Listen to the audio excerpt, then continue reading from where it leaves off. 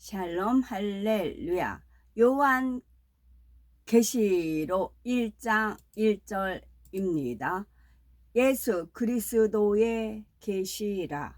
이는 하나님이 그에게 주사 반드시 속히 일어날 일들을 그 종들에게 보이시려고 그의 천사를 그 종 요한에게 보내어 알게 하신 것이라. 아멘. 요한계시록 강의 첫 번째입니다. 사람들 중에는 자신의 미래에 대해서 막연한 두려움이나 불안감을 가지고 사는 경우가 많습니다. 당장 내일이라도 자신에게 어떠한 불행이 닥쳐올지를 모르기 때문이지요.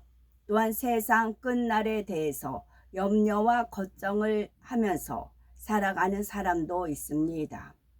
언제 어떠한 천재지변이나 재앙으로 지구가 멸망할지도 모르며 세상의 마지막이 가까울수록 사람들은 점점 더 고통 가운데 살아갈 것이라 생각하는 것이지요.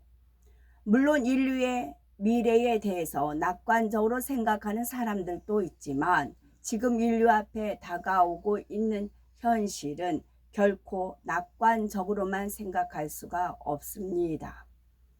날이 갈수록 심해지는 자연의 이상 기후, 문명의 발달과 함께 발생한 환경 파괴와 이로 인한 환경의 재앙, 날로 늘어나는 불치, 난치의 질병들과 새롭게 등장하는 신종 질병들, 끝을 모르고 추락해가는 인간의 도덕성과 날로 흉폭해져 가는 갖가지 범죄들, 민족과 민족, 나라와 나라, 또한 종교와 종교 간에 첨예하게 대립하여 가는 국제 정세, 이러한 상황 가운데 살아가는 오늘날의 사람들은 하루하루를 불안과 염려 속에서 지나게 되지요. 그래서 사람들은 늘 미래에 대해서 궁금해하며 나름대로 미래를 대비하기 위한 노력들을 합니다.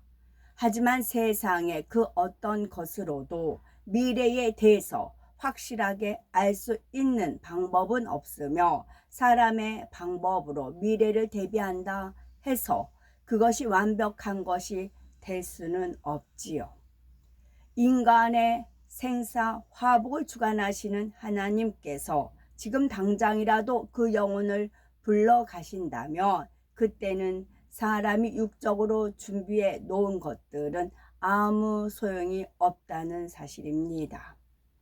그렇다면 이 세상의 마지막이 가까워질 때 과연 어떠한 일들이 일어나겠으며 그때를 어떻게 준비하는 것이 지혜로울까요? 계시록의 말씀을 읽고 듣는 사람들마다 정녕 마지막 때를 준비하며 신부단장할 수 있도록 주님께서는 마지막 때에 속히 되어질 일들에 대해서 기록해 하셨습니다. 또한 장차 우리가 가야 할 천국 중에서도 가장 좋은 천국인 새 예루살렘에 대해서 알려주심으로 소망 가운데 달려갈 수 있도록 해 주셨지요. 그런데 오늘날 이러한 요한계시록에 대해서 증거하는 교회들은 많지가 않습니다. 요한계시록의 말씀은 어렵고 난해하기 때문에 함부로 읽어서도 안 되고 풀어서도 안 된다고 하면서 아예 접하지 못하도록 하는 경우가 있지요. 성경에 기록된 말씀 그대로 때가 가까웠다 증거하면 마치 시한부 종말론을 주장하는 것처럼 매도하는 사람들도 있습니다. 깨어서 신부단장해야 한다라고 증거하면 그런 말씀을 듣기 싫어서 교회를 떠난 사람도 있겠고요. 그러니 자연히 계시록의 말씀을 멀리하게 되고 더욱이 마지막 때에 대한 말씀은 점점 묻혀가고 있다는 것이지요. 그런데 출애굽기 12장 9절에서 10절에 보면 어린 양을 먹는 비유를 통해 우리가 하나님의 말씀을 어떻게 양식 삼아야 하는지가 잘 나와 있습니다. 난로나 물에 삶아서나 먹지 말고 그 머리와 정강, 이와 내장을 다 불에 구워 먹고 아침까지 남겨두지 말며 아침까지 남은 것은 곧 소화하라 했습니다. 머리와 정강이와 내장을 다 먹으라는 것은 하나님의 말씀이 기록된 성경 66권의 말씀을 하나도 빠짐없이 통째로 양식 삼아야 한다는 뜻입니다. 자기가 듣기에 좋고 편한 말씀만 골라서 읽거나 믿는 것이 아니라 창세기부터 요한계시록까지 어느 것 하나도 빼지 말고 다 먹어야 하는 것입니다. 또한 아침까지 남겨두지 말며 남은 것은 곧 소화하라 하셨는데, 이는 아침 곧 주님께서 재림하시기 전에 열심히 하나님의 말씀을 양식 삼아서 주님을 맞이하기 위한 신부 단장을 해야 한다는 뜻입니다. 따라서 하나님의 자녀라면 주님의 뜻에 따라 당연히 요한계시록의 말씀도 열심히 읽고 들어서 양식 삼아야 합니다. 그런데 이렇게 하나님의 말씀을 온전히 양식 삼기 원한다 해도 그것을 육으로 풀어서는 안 되지요. 베드로 후서 1장 20에서 21절에 먼저 알 것은 경의 모든 예언, 즉 성경의 모든 예언은 사사로이 풀 것이 아니니, 예언은 언제든지 사람의 뜻으로 낸 것이 아니요 오직 성령의 감동하심을 입은 사람들이 하나님께 받아 말한 것임이니라 했습니다. 그러므로 어린 양을 먹을 때 불에 구워 먹으라 하신 대로 하나님의 말씀 역시 성령의 불에 구워 먹어야 합니다. 즉 하나님의 말씀은 성령의 감동함으로 쓰여진 것이기 때문에 말씀을 읽고 들을 때에도 성령의 감동함과 충만한 가운데 대하여야 하는 것이지요. 그래서 하나님의 말씀을 성령의 감동함 속에서 전해야 된다는 말씀입니다. 요한계시록의 말씀도 마찬가지고요. 그런데 내용이 워낙 깊고 중요하기 때문에 하나님께서는 말씀을 풀어주신 것입니다.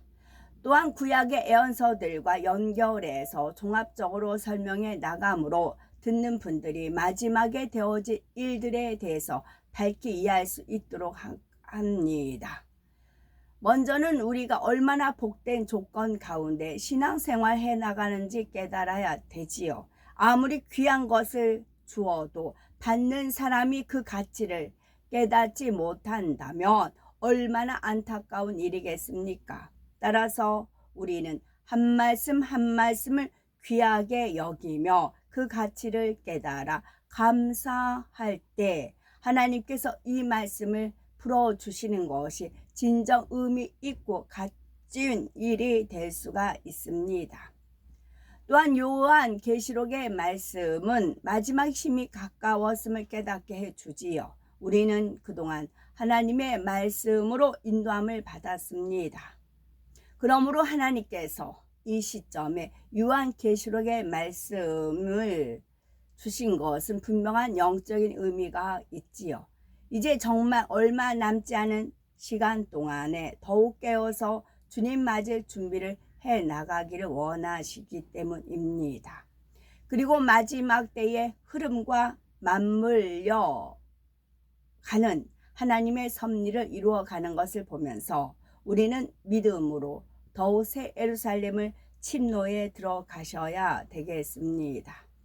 이러한 아버지 하나님의 마음과 뜻을 깨달아 영의 흐름에 동참하여 소망과 기쁨 가운데 힘차게 전진해 나가야 되겠습니다. 소망과 기쁨 가운데. 요한계시록의 저자는 요한계시록 1장 1절과 9절에 그 이름이 명시되어 있는데 요한이라 전해지고 있지요. 그리고 이 요한은 바로 예수님의 12 제자 중에 하나였던 사도 요한을 가리킵니다. 사도 요한은 요한계시록 이외에도 요한복음과 요한 1서, 2서, 3서를 기록한 것으로 전해지고 있지요. 요한은 자신이 기록한 요한복음 곳곳에 스스로를 가리켜 예수님의 사랑하시는 제자라고 표현하고 있는 것을 볼 수가 있습니다. 주님께서는 이처럼 사랑하시던 제자 중에 하나였던 사도 요한을 통해 너무나 깊고 중요한 내용이 담긴 요한계시록을 기록해 하셨습니다. 하지만 단지 주님께서 사랑하는 제자라 하여 그것만으로 무조건 그에게 깊은 계시의 말씀을 허락하실 수 있는 것은 아닙니다. 사도 요한이 주님과 교통하며 그처럼 깊은 계시의 말씀을 받기 위해서는 그만한 자격을 충분히 갖추었어야 했지요. 그 자격이란 곧 악은 모양이라도 없이 성결되고 주님의 마음을 닮은 마음입니다.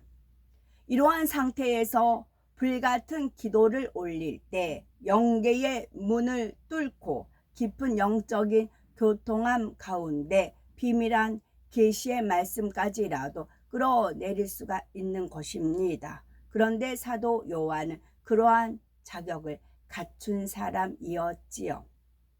사도 요한은 AD 95년 로마의 도미티우스누스 황제 시대에 있었던 기독교에 대한 대박해 때에 체포되어 끓는 기름 가마에 던짐을 받게 됩니다. 그러나 이처럼 끓는 기름 가마에 던져졌음에도 사도 요한은 죽지를 않았지요. 이에 요한을 죽이려던 사람들은 대신에 그를 반모라라는 섬에 유배시킵니다. 사도 요한은 바로 이곳 반모 섬에서 요한계시록을 기록해 된 것이지요. 그런데 기독교인 중에도 사도 요한이 이처럼 끓는 기름 가마에 던짐을 받고도 살아난 이 사건을 하나의 지어낸 이야기 정도로 생각해 버리는 경우가 있습니다. 사람이 끓는 기름 가마에서 아무 해도 받지 않고 살아난다는 것이 믿어지지 않기 때문이지요. 구약 다니엘서에도 보면 다니엘의 세 친구는 평소보다 7배나 더 뜨겁게 달구어진 풀무불에 던져졌음에도 아무 해를 입지 않고 살아난 기록이 있습니다. 다니엘 3장 27절에 방백과 수령과 도백과 왕의 모사들이 모여 이 사람들을 본즉 불이 능히 그 몸을 해하지 못하였고 머리털도 그슬리지 아니하였고 고이 빛도 변하지 아니하였고 불탄 냄새도 없었더라 말씀하고 있습니다. 어제나 오늘이나 영원토록 동일하신 주님께서는 다니엘의 세 친구에게만이 아니라 사도 요한에게도 이러한 역사를 베풀어 주신 것이며 오늘날도 얼마든지 그러한 역사를 베푸실 수가 있습니다. 다만 그처럼 죽음이 피해 갈 만한 자격을 갖춘 사람, 그러한 역사를 끌어내릴 만한 큰 믿음을 가진 사람이 거의 없다는 사실이지요. 그런데 사도 요한은 요한일서 5장 18절에 하나님께로서 난 자마다 범죄치 아니하는 줄을 우리가 아노라. 하나님께로서 나신 자가 저를 지키심에 악한 자가 저를 만지지도 못하느니라는 말씀처럼 하나님으로부터 지킴받을 수 있는 온전한 자격을 갖춘 사람이었습니다. 그래서 죽을 수밖에 없는 상황에서도 능히 건짐받을 수가 있었던 것이며 주님께서는 이처럼 하나님 앞에 합당한 사도 바울을 통해서 이 마지막 때에 되어질 비밀한 일들에 대해서 계시하여 주심으로 그것들을 기록해 하신 것입니다. 그런데 사도 요한이 반모섬에 유배된 것이 유괴 사람들이 볼 때는 자신들이 원하는 대로 행한 것으로 생각할 수 있겠지만 그 모든 일은 하나님의 섭리 가운데 주님께서 유괴 사람들까지도 주관하여 이루신 것이었습니다. 사도 요한으로 하여금 세상과 완전히 단절된 곳에서 오직 기도에만 전념하게 하심으로 영의 세계와 밝히 교통하며 주님의 계시를 받아내릴 수 있도록 모든 환경을 주관해 가셨다는 말입니다. 이러한 하나님의 일을 이룸에 있어서 육의 사람들이 볼 때는 자신들이 원하는 대로 한 것이라고 생각되는 일도 사실은 하나님께서 육의 사람들의 마음까지 주관하심으로 결국은 그들도 하나의 도구로서 쓰임 받도록 합력하여 선을 이루어 가신다는 사실이지요. 1절에 보니 예수 그리스도의 계시라라고 말씀하고 있습니다. 이는 이 계시가 누구로부터 말미암았고 어떻게 이러한 계시의 말씀이 가능할 수 있었는지에 대해서 설명해 주고 있는 말씀이지요. 그렇다면 계시란 무엇일까요? 계시란 사람으로서는 알 수 없는 하나님의 진리를 하나님의 신이 영감으로 알려주고 깨닫게 하는 것을 말합니다. 따라서 에레미야 33장 3절에 너는 내게 부르짖으라 내가 네게 응답하겠고 네가 알지 못하는 크고 비밀한 일을 네게 보이리라 말씀대로 하나님 앞에 합당한 자격을 갖춘 사람이 부르짖어 기도할 때 감동함을 입어 하나님과 교통하며 계시를 받게 되지요. 그래서 구약 시대에는 선지자들이 성신의 감동함으로 계시를 받았고 신약 시대 즉 성령 시대에는 성령의 감동함으로 계시를 받게 됩니다. 그리고 덧붙여서 이처럼 계시받은 내용이 선포되어 나갈 때 이것이 곧 예언이 되는 것이지요. 그런데 본문에 이러한 계시를 예수 그리스도의 계시라 말씀한 것은 사도 요한이 받은 이 계시가 예수 그리스도 우리 주님으로 말미암아 가능하게 되었다는 것을 나타냅니다. 원래 하나님께서 지으신 첫사람 아담은 늘 하나님과 교통할 수가 있었지요. 계시라는 말이 필요 없을 만큼 아담은 늘 하나님으로부터 모든 것을 직접 가르침 받을 수가 있었던 것입니다.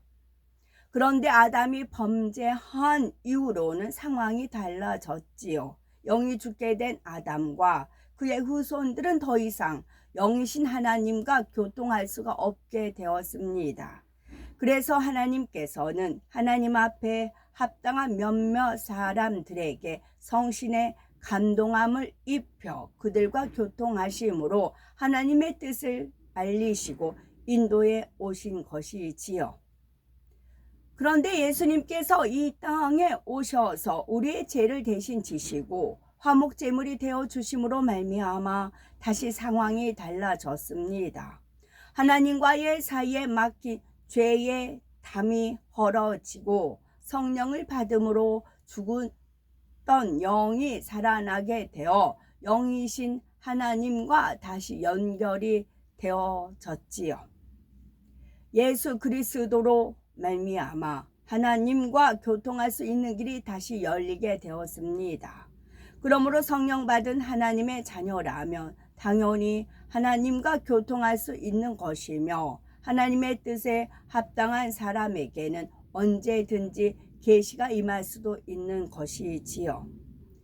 고린도전서 14장 26절에 보면 그런즉 형제들아 어찌할꼬 너희가 모일 때에 각각 찬송 시도 있으며 가르치는 말씀도 있으며 계시도 있으며 방언도 있으며 통역함도 있나니 모든 것을 덕을 세우기 위하여 하라 하셨습니다. 분명히 주의 이름으로 모인 곳에 계시도 있는 것을 말씀하고 있지요.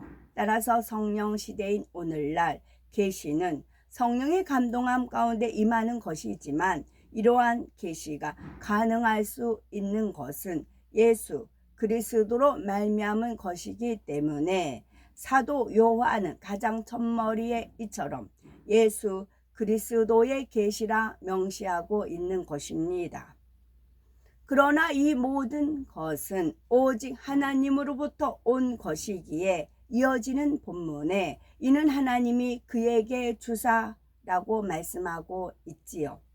마태복음 11장 27절에 내 아버지께서 모든 것을 내게 주셨으니 아버지 외에는 아들을 아는 자가 없고 아들과 또 아들의 소원대로 계시를 받은 자 외에는 아버지를 아는 자가 없느니라는 말씀대로 하나님께서는 그의 아들 예수 그리스도로 말미암아 우리들에게 계시를 주셨습니다. 그리고 이러한 계시를 통해 하나님의 자녀가 된 우리들이 아버지 되시는 하나님에 대해서 어찌하든 더 밝히 알고 깨닫기를 원하시지요. 자녀라 하면서도 아버지에 대해서 잘 모르거나 또는 막연히 알기를 원치 않으시며 아버지에 대해서 밝히 알고 깨닫는 참 자녀가 되기를 원하신다는 사실입니다. 그래서 이러한 아버지의 하나님의 소원과 그의 아들 예수 그리스도의 소원대로 계시를 받을 수 있는 자녀를 찾으시는 것입니다. 그리고 그렇게 계시를 줄 수 있는 합당한 사람을 찾게 되면 그를 통해 하나님의 뜻을 전하게 됩니다. 또한 반드시 속히 될 일을 그 종들에게 보이시려고 했습니다. 하나님께서는 인간 경작의 섭리 가운데 되어질 일들을 그때그때마다 합당한 사람들을 통해 미리 알려주시고 행해 오셨다는 사실입니다. 아모스 3장 7절에 주 여호와께서는 자기의 비밀을 그 종 선지자들에게 보이지 아니하시고는 결코 행하심이 없으시리라 말씀하신 대로이지요. 그래서 사도 요한을 통해 그때의 일들에 대해 밝히 계시해 주신 것이며 이를 위해 하나님께서는 한 천사를 보내셨지요. 그 천사를 그종 요한에게 보내어 지시하신 것이라 말씀하고 있습니다. 천국에는 여러 부류의 천사들이 있습니다. 군대와 같은 역할을 하는 천사도 있고 수종을 드는 천사도 있고 찬양과 음악을 담당하는 천사도 있으며 행정적인 일을 보는 천사도 있습니다. 한 나라의 조직을 보면 수많은 종류의 직무를 감당하는 공무원이 있듯이 그 넓은 천국에도 수많은 부류의 천사들이 있어서 각각의 임무를 수행하게 됩니다.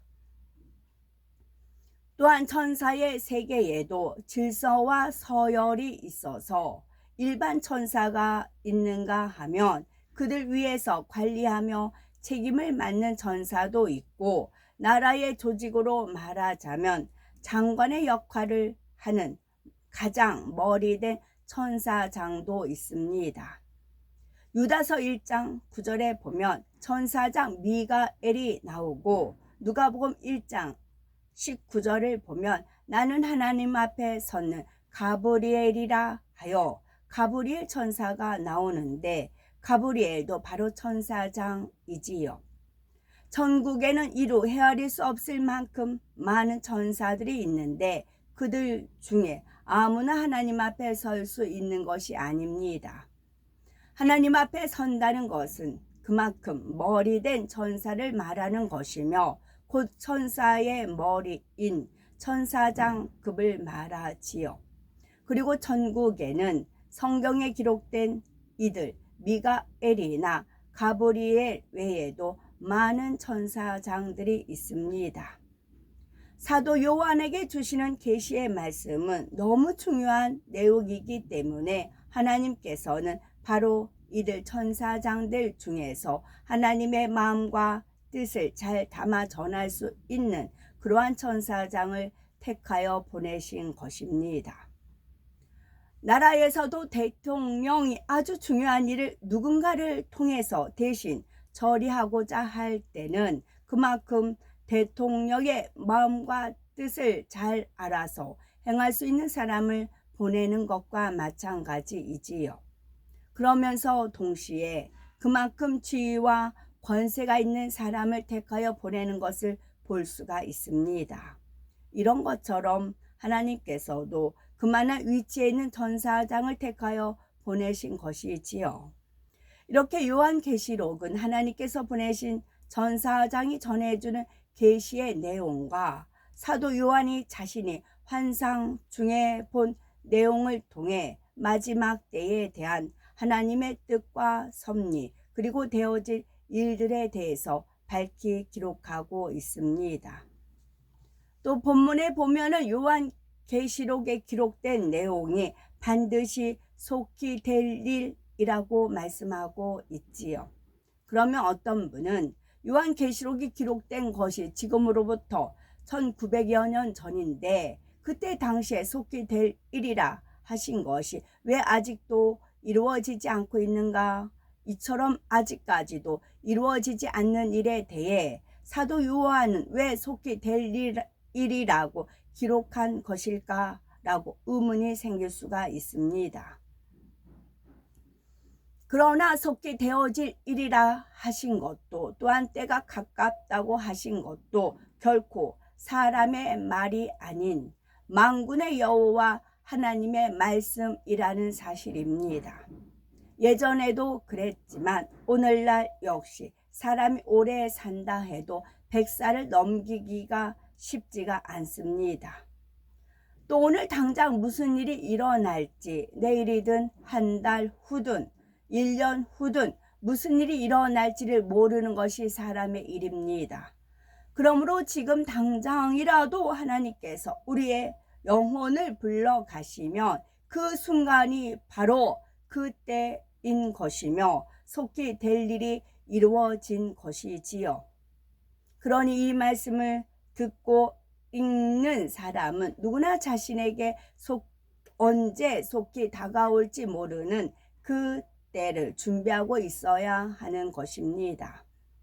주님이 속히 오신다고 하신 게 언젠데 아직까지 안 오시지 않느냐 말했던 수많은 사람들이 이미 그들에게 속히 임한 그 때를 만났다는 사실이지요.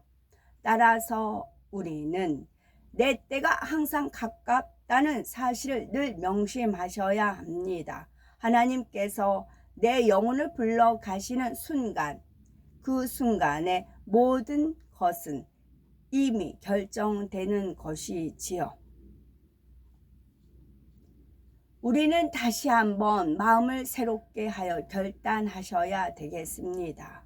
지금은 정말로 마지막 때의 징조들이 도처에서 일어나고 있고 요한계시록에 기록된 끝날들의 일들이 실제로 이루어질 날들이 멀지 않은 때입니다. 바로 이러한 때에 아버지 하나님께서는 우리가 얼마나 복된 것인지를 진정 깨달아서 온전한 신부 단장을 해 나가기를 원하십니다.